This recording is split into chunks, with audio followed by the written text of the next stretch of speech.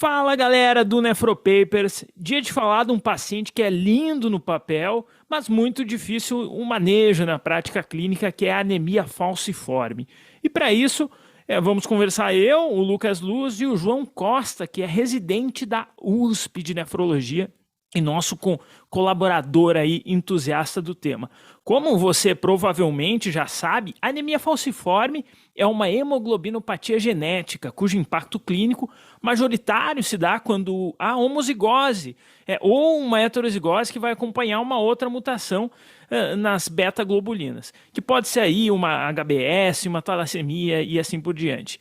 Então, a injúria renal associada a anemia falciforme às vezes é referida por nefropatia falciforme. E tem um espectro amplo sobre o qual eu e o João vamos conversar hoje, não é, João? Fala, Lucas, tudo bem? E fala, pessoal aí do Nefropapers, primeiro podcast aí, fazendo parte desse grupo que a gente sempre admira aí como residente. E é isso mesmo, Lucas, a ideia hoje é a gente falar um pouco das alterações renais da doença falciforme. E essa doença, como você disse, ela é muito linda, primeiro porque ela tem uma fisiopatologia que se correlaciona muito bem com as alterações clínicas. E quando a gente fala de acometimento renal, o rim ele é um órgão que é bem particularmente afetado.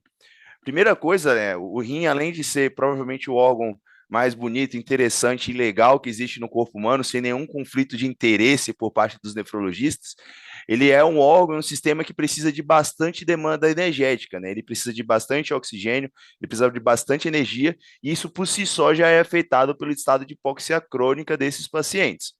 Além disso, o rim tem um microambiente, uma microvasculatura, que facilita muito a polimerização da hemoglobina S, né? Isso que a gente também precisa entender um pouco a respeito da doença. É interessante aí essa polimerização das hemoglobinas S, João, porque um dos principais medos é justamente esse aumento, né, da viscosidade. E isso até altera o nível do alvo da hemoglobina nos dialíticos para entre 8 e 9 miligramas por decilitro, como tentativa de não obstruir até o fluxo no microambiente e causar uma alteração aí nessa homeostase que é própria aí do falcêmico. Pois é, Lucas, aqui existem uma série de recomendações especiais para esses pacientes, e quando a gente fala de fisiopatologia, a principal coisa que a gente tem é um paradoxo do fluxo, né? O que seria isso, para a gente tentar explicar? Esses pacientes, ele tem um isquemia microvascular muito importante. Primeiro porque a gente tem uma alta osmolaridade, principalmente quando a gente fala da vasa reta, que favorece a fossilização das hemácias, como a gente vinha falando, e ao mesmo tempo a gente tem um hiperfluxo macrohemodinâmico. Esse hiperfluxo ele não é particular do rim, ele acontece em vários órgãos e sistemas, mas ele acaba gerando, quando a gente fala de aparelho renal, uma sobrecarga glomerular com a hiperfiltração muito importante. Somado a isso, a gente tem episódios cíclicos de vasoconstricção, e aí que vão gerar as manifestações clássicas da doença, né? Crise álgica, etc. Isso acaba provocando também um estado de isquemia e reperfusão no rim. Você tem liberação de marcadores inflamatórios, você tem uma reação inflamatória local muito importante. Então, são esses três pilares que vão acabar, em última instância, levando às alterações renais e levando aos acometimentos da doença no rim. Inclusive, né, Lucas, a gente sabe que a alteração mais comum em clássica, aí a gente sempre aprende no curso de medicina, na residência de clínica médica, é a exostenúria. A exostenúria é uma incapacidade de concentração urinária, e a gente sabe que essa mesma concentração ela é feita nos túbulos, e principalmente nos túbulos que mais se aprofundam na medula renal. Ao mesmo tempo, é nessa região também que a gente tem uma maior osmolaridade, acidose e hipoxemia. Essa receita, esses três combinados, vão levar a uma maior predisposição à fossilização das hemácias e uma maior adesão ao endotélio. O resultado não pode ser outro senão um processo isquêmico que vai acabar acometendo os néfrons, principalmente os néfrons mais profundos, que são aqueles que são responsáveis em maior escala pela concentração urinária. Então, a gente tem uma maior isquemia, maior necrose ali dos néfrons mais medulares, isso vai acabar fazendo com que a gente tenha uma dificuldade de concentrar a urina. Principalmente quando a gente tem processo de privação de água. E aí, privação de água que acontece também no período noturno. Então, não é estranho, por exemplo, que a gente veja uma osmolaridade urinária no paciente falcêmico durante o sono de 411, 400 miliosmóis, quando você tem 900, um pouco mais nos indivíduos sadios. Isso explica, inclusive, a alteração clássica aí, que é a enurese noturna. O indivíduo não bebe água durante o sono, não consegue concentrar a urina, acaba aumentando a quantidade de urina produzida durante o sono e perdendo, né, tendo um grau de incontinência durante o sono. E é esse mesmo processo na concentração que vai acontecer na acidificação. A acidificação urinária também acontece principalmente no túbulo distal e também precisa de bastante energia, né, para você fazer um processo ali de concentração pelos com um gradiente de prótons entre o lúmen e o túbulo, isso acaba se comportando como acidose tubular renal distal incompleta. Na maioria das vezes o paciente não tem repercussão, mas se ele tem uma maior taxa de ingestão de ácidos ou se ele tem uma taxa de filtração glomerular diminuída, isso acaba gerando uma acidose importante, que inclusive pode ter impactos aí na doença renal crônica dele. Toda vez que eu escuto acidose tubular renal incompleta, eu penso em litíase renal, viu, João? Não sei por quê. Essa questão da isostenúria aí, e falando um pouco sobre fisiologia, é uma alteração também típica do idoso, né? E justamente por uma esclerose em topografia de medula renal, que infelizmente a parte do rim que é muito pouco privilegiada a sua perspectiva de irrigação sanguínea mesmo. E viajando até um pouco sobre fisiologia, sabe que uma vez eu estava fazendo estágio, um cara da Harvard me falou que o conceito que a gente tem hoje em dia de ter 400, 500 ml é como o considerado como um marco numérico para a oligúria. Isso é justamente porque se a gente multiplicar esse valor do volume por 1.200 miliosmóis, que teoricamente é perto do máximo da concentração que a gente consegue na urina, isso daria o mínimo suficiente para não haver acúmulo de escórias nitrogenadas. Então, de 400, 500 ml para baixo é acúmulo certo da ureia. Isso em condições normais num adulto médio que consegue concentrar a urina. Mas me conta um pouco mais aí sobre essas consequências aí dessa hipoperfusão tubular. Pois é, Lucas, essa região específica, né, dos túbulos e da medula, ela acaba sendo muito acometida, principalmente a região que a gente conhece como papila renal, né, papila renal aí lembrando, até para o pessoal que ainda está na graduação, está na clínica médica, esse conceito de papila renal é a região mais interna das pirâmides, né, e que serve meio que como confluência dos túbulos coletores. Essa região ela é muito acometida. Exatamente por ser mais profunda, por ter mais hipóxia, osmolaridade maior, como a gente já comentou, isso acaba levando à famosa necrose de papila, né? Necrose de papila que vai se expressar geralmente com um quadro de hematúria, que, Lucas, no paciente com anemia falciforme e rim, hematúria é muito importante, né? Quais as manifestações que a gente tem, assim? E aí, então, vamos entrar nas manifestações clínicas que não tem como fugir realmente no paciente falcêmico da hematúria. A hematúria, ela é, na verdade, uma via final de vários distúrbios e, obviamente, temos que lembrar da necrose de papila, porque é clássico, mas tem também o infarto renal. O infarto renal que pode ser suspeitado por um ultrassom, mas o fato é que o diagnóstico aí ele vai ser melhor dado através de uma tomografia. A tomografia que tem um achado de uma imagem em cunha. Nesse caso, nessa apresentação do infarto renal, a náusea, o vômito e a hipertensão são sintomas que podem nos ajudar, podem nos dar até uma pista aí sobre esse diagnóstico. Quando a gente não tem nenhuma outra causa e tiver hematúria persistente, e claro que vale a pena lembrar das causas clássicas, a litíase, que já vai estar associada aí a acidose e trauma de bexiga e IgA e todas as outras causas clássicas de hematúria.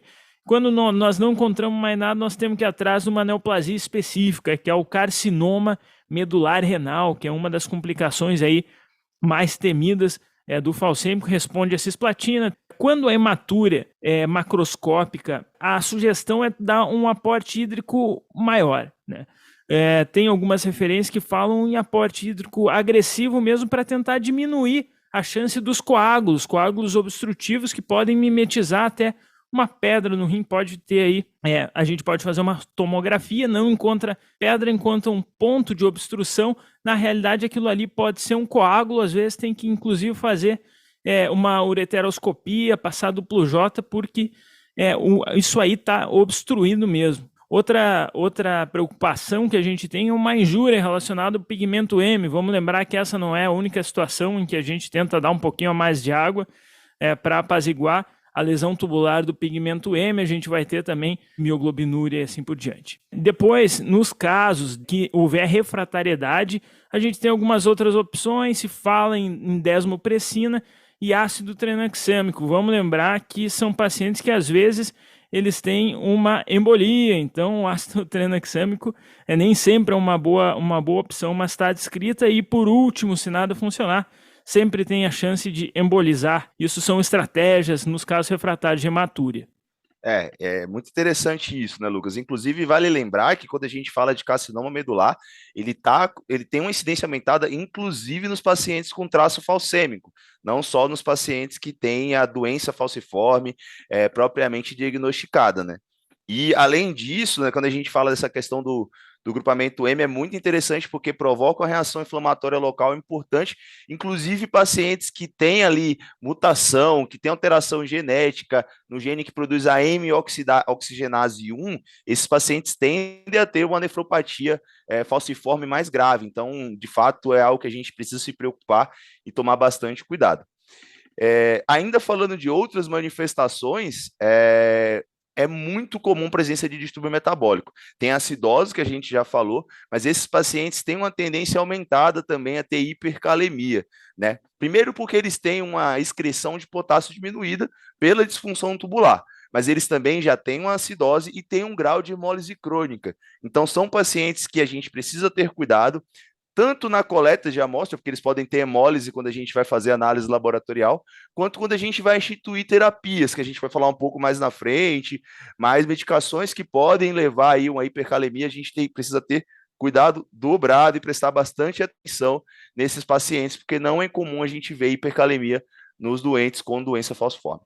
Bom, passando então pela hipercalemia, outra manifestação clínica aí é a infecção do trato urinário. E a infecção do trato urinário também vai ter lá suas particularidades no paciente falciforme. Em relação à ITU, que é mais comum de largada em falcêmicos, bom, para começar, sob perspectiva prática, eles são considerados asplênicos, né? Mas o grande pepino é que a ITU nessa população ela pode até aumentar a chance de crise vasoclusiva. Então, na hora da cobertura dos antibióticos, não vamos esquecer, então, dos famosos germes encapsulados aí na cobertura de uma possível infecção do trato urinário. Depois a gente vai ter, claro, a injúria renal aguda. Não é também exatamente uma surpresa que em pacientes com uma reserva renal diminuída e com túbulo e um interstício que seguidamente é lesado, aí haja episódios de lesão renal aguda. E entre as causas que podem deflagrar essas crises aí, vai ter a desidratação. Lembrar que esses pacientes, então, são isostenúricos, então eles são mais propensos à desidratação, trombose veia renal, infecção do trato urinário, nefrotóxicos e também a pós-renal por coágulos. Embora, sim, esses episódios de injúria renal aguda, seguindo aí as novas diretrizes e nomenclaturas aí da Sociedade Brasileira de Nefrologia, essas injúrias isoladas, elas têm um bom prognóstico. Os episódios em sequência, eles tendem também a cursar com um declínio da função renal. Se o paciente falcêmico fosse viver 200 anos, o que se espera é que todos entrariam em diálise aí, né, João? Pois é, Lucas. A gente sabe que essas alterações que a gente vem descrevendo, elas acontecem, mas o desfecho final geralmente é uma doença renal crônica. Como a gente tinha dito lá na fisiopatologia, e por isso que é tão legal estudar doença falciforme, você tem um aumento do fluxo plasmático efetivo no rim. Isso acaba levando a um aumento da taxa de filtração glomerular. Tem estudo mostrando aí com uma taxa filtrada, uma taxa medida acima de 110 aí com DTPA. Inclusive, bem rapidamente, a gente precisa ter cuidado quando a gente vai estimar a taxa de filtração glomerular, porque inclusive tem algumas coortes, tem uma coorte americana aí bem famosa, que mostra que as fórmulas que a gente usa geralmente vão superestimar a taxa de filtração glomerular no paciente, principalmente mais jovem, né, nas criancinhas. Parece que o MDRD tem pior desempenho nessa população e o CKD-EP parece ser a melhor fórmula, apesar de continuar superestimando, né? Principalmente se a gente utilizar sem fator etnia. Parece que é CKD-EP, sem fator etnia, conforme a atualização de 2021, parece ter o melhor rendimento. Mas a grande questão desse fluxo aumentado, Lucas, é que a gente começa a desenvolver uma hipertrofia glomerular importante, a gente tem lesão podocitária, e lesão podocitária levando à albuminúria e até mesmo a um quadro de GESF, e isso a longo prazo vai levando a uma diminuição contínua da taxa de filtração. Tanto é que a tendência é você sair de um paciente que tem uma taxa de filtração aumentada para um paciente com a taxa normal em relação à idade, e a longo prazo a tendência é você ter uma diminuição progressiva e contínua da filtração glomerular a longo prazo. E é por esse mesmo motivo, Lucas, que é fundamental detectar a albuminúria nesses pacientes. A recomendação formal é começar a screening anual nos pacientes aos 10 anos de idade. Então, se chega ali para os nefropediatras, chega para um médico de família, chega aí até para a gente precisa acompanhar esses pacientes anualmente, nem que seja com a relação aí de albuminúria barra creatinúria de amostra isolada. Inclusive, tem indicação de começar a tratar se eu tenho uma proteinúria persistente acima de 500 miligramas por grama, ou até mesmo, se você quiser ser mais exigente, se você tem uma albuminúria sobre creatinúria acima de 100 miligramas por grama, existem autores que já recomendam começar tratamento. E o tratamento geralmente é feito com bloqueio do sistema renina-angiotensina-aldosterona, né? Seja com IECA, seja com um bloqueador de receptor de angiotensina, e parece, inclusive, ter papel nesses pacientes, tanto para controlar a proteinúria, como alguns estudos experimentais ali em ratinhos mostram que você diminui também fibrose a longo prazo, né?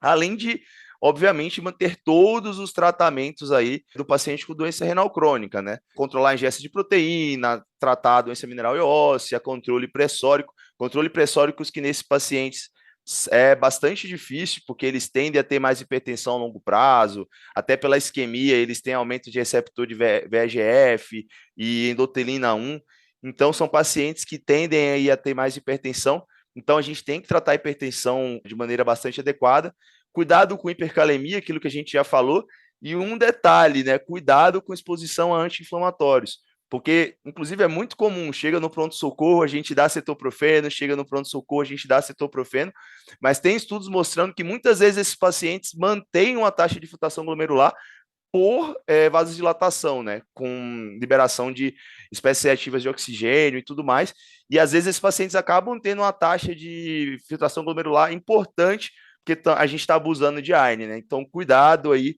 com o cetoprofeno de pronto-socorro e com anti-inflamatório aí no ambulatório, porque a gente pode acabar tendo um resultado muito ruim, né? O anti-inflamatório, o famoso terror do nefrologista. Não é o primeiro podcast que eu escuto o nefrologista reclamar do anti-inflamatório e nem vai ser o único, né, João? E até porque se ele tomar muito anti-inflamatório, ele vai acabar na diálise, que é o nosso próximo tópico aí. E uma vez que ele está com insuficiência renal, então a gente vai ter que definir qual é o tipo da terapia. E não tem uma recomendação assim específica, peritoneal ou hemodiálise, e a gente tem que, assim como todos os outros pacientes, dar a palavra é aquela palavra que está na moda, né? Que a gente tem que personalizar o tratamento do paciente, e a gente tem prós e contras. Um pró da peritoneal seria uma menor perda de sangue, até para os kits, um paciente que não tem uma produção de sangue muito boa, então, e um contra seria o fato do paciente estar mais suscetível à peritonite, até por encapsulados, né? Vamos lembrar que esse cara aí, ele acaba sendo um imunossupresso. E um pró da hemodiálise é que o mesmo acesso que a gente usa aí para diálise, a gente pode usar para aquelas transfusões nos pacientes que necessitam de transfusões. E outro contra é a chance de hipotensão intradialítica, e aí episódios veno-oclusivos e assim por diante. Também lembrar que a hemodiálise ela acaba sendo um fator de risco para a hipertensão pulmonar, que é um baita de um problema na anemia falciforme. E depois a outra opção que a gente vai ter vai ser o transplante. E assim como na maioria dos casos, na maioria das etiologias de doença renal crônica que levam para a terapia renal substitutiva, o transplante é quem melhor traz sobrevida na população nesse caso. E, entretanto, não é surpreendente que tenha uma dificuldade, até por questão imunológica, dado que esses pacientes falciformes eles costumam a ser, infelizmente, politransfundidos, então eles têm um painel bastante alto, aliás.